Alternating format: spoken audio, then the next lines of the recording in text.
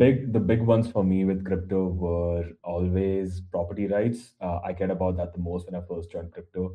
I'm like a brown kid born in some village in India, right? I had no access to financial assets. The only way I could access the financial asset that is not Indian equity was probably going through a rigorous process of 4 days of having to remit my capital through the bank physically with a form and a bunch of cash or a bank transfer, and wait for 7 days or 6 days or 4 days for the Reserve Bank of India to approve that transaction, and then to send that capital out to a very shady broker that would hold those assets for me, and pay an exorbitant amount of fees and slippage to just send that capital out of the country.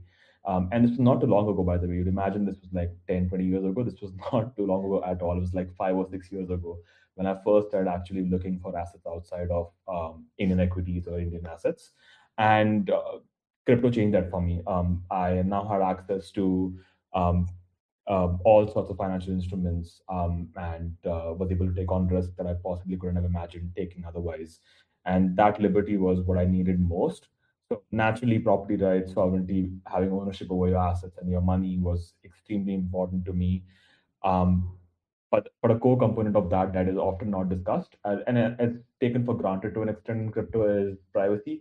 A large part of the privacy available in TradFi is it's it's gated by corporations, and it's not essentially um, yours to keep. Like it's the corporations to give away, and that makes it extremely hard to trust it after a point in time. At some point, that trust breaks. So, having said that, crypto now has the opportunity to go private, to actually have ownership of your assets that you either purchased or earned or done whatever with. And that is the full, I believe it's the ultimate version of ownership.